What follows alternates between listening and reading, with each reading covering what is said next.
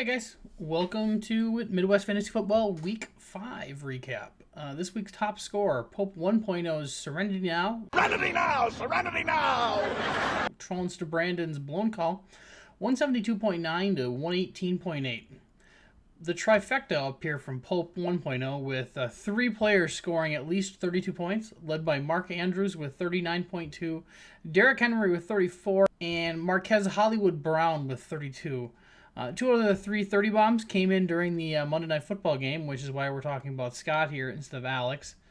You also had three other players put up at least 12 points, with DeAndre Hopkins chipping in 17.7, Aaron Jones adding in 15.9, and Minnesota's defense another 12.4. For Brandon, you were led by a pair of 26-point games with Nick Chubb and Mike Evans powering the way.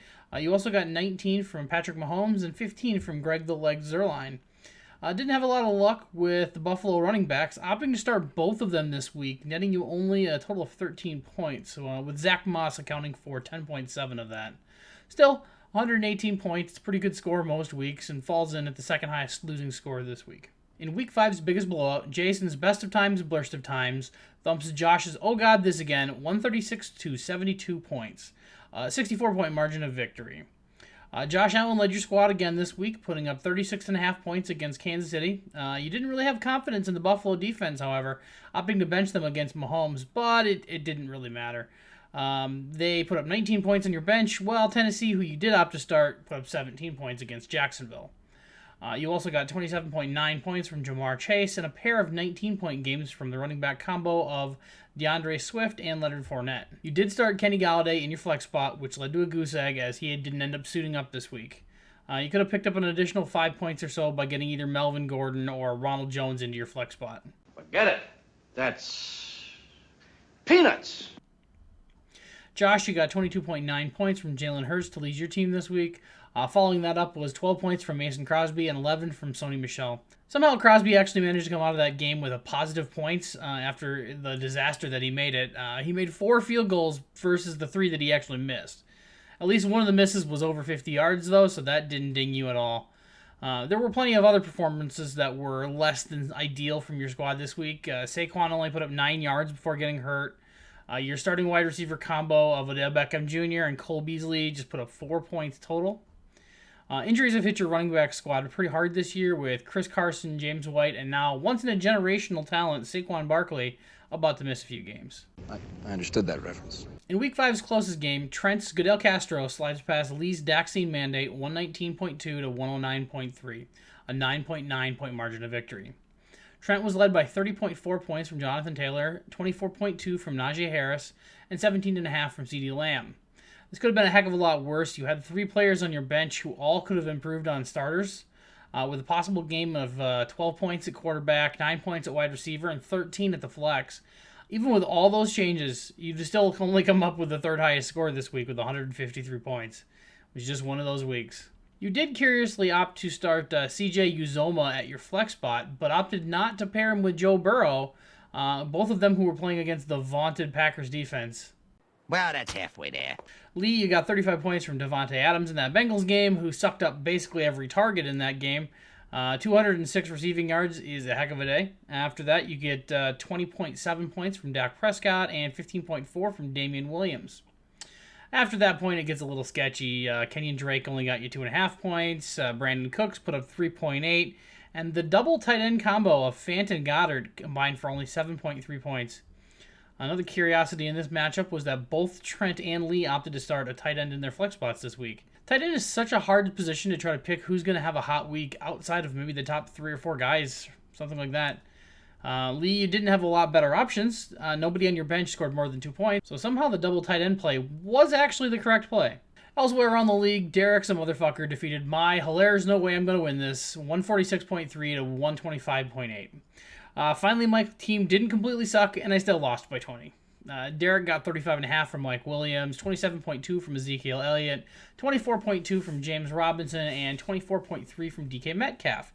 The 35 points from Williams in the flex is what really killed me, as my flex of Clyde Edwards-Helaire ended up putting up only 2.9 points before getting knocked out for the next couple of weeks. Kyler Murray seemed to have fallen back to earth as all the MVP talk must have gotten to him. He put up just 13.6 points versus the Niners. The point is to not burst into flames. Strongly disagree. My team was led by 27.9 from Antonio Brown, 25.8 from Alexander Madison, and 19.2 from Dawson Knox. One late round draft choice and 2 waiver wire players. Ugh. I might need to have somebody just come and do my draft for me every year, and I'll just run the draft software and do the bidding and that kind of stuff. I picked up Carson Wentz before his Monday night game, and his 25.6 points would have been a lot nicer if I hadn't already played Derek Carr.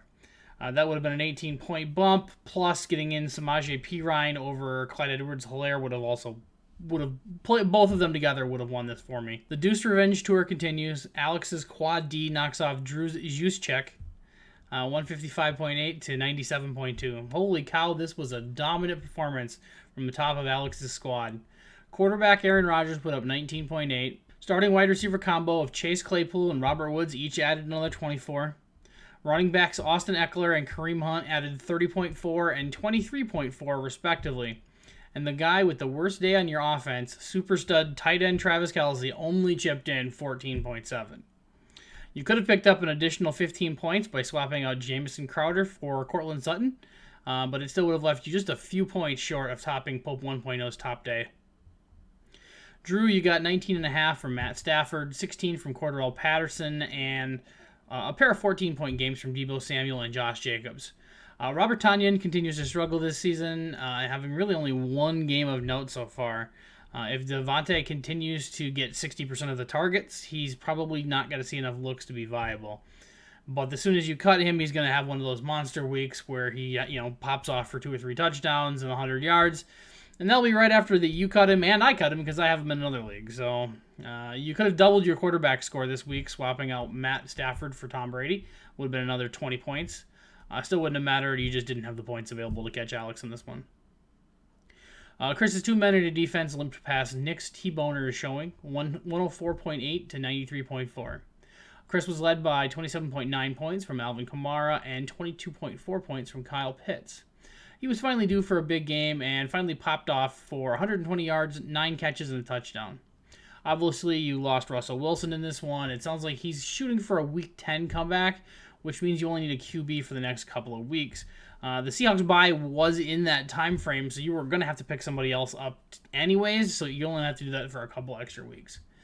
It's a pretty quiet day from A.J. Green in your flex spot as he just put up 1.8 points versus the 12 or 13 that you could have gotten from McCole Hardman or Michael Carter on your bench.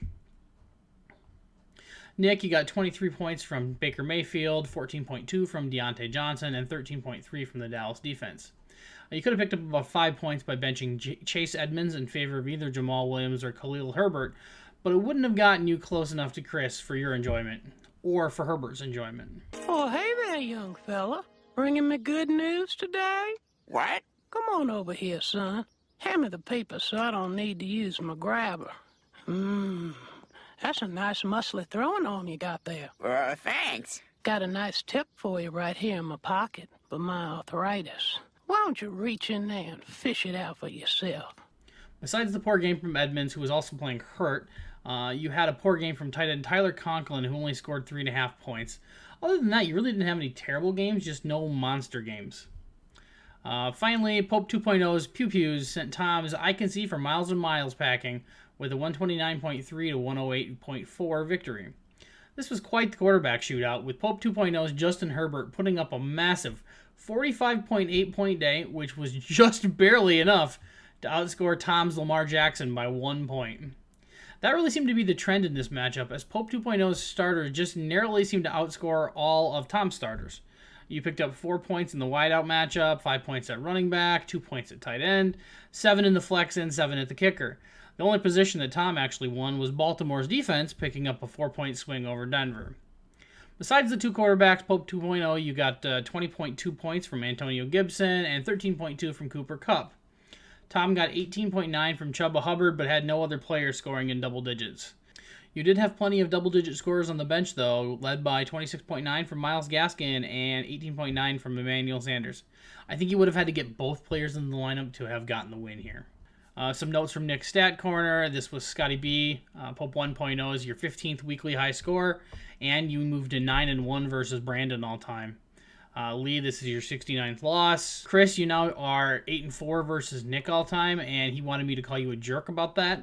Alex gets his first win versus Drew, now 1 win to your 4 losses. Derek and I, we are tied at 6-6 all time. Jay moves to 11-3 over Josh, and the weekly average was 120.66, which I finally made it over for the first time, but it still didn't get me out of last place. This week's waiver wire roundup, it's more running back injuries, more hotly contested backups being snagged off the waiver wire. Chris snagged Darrell Williams for $51 over myself, Scott B, and Tom.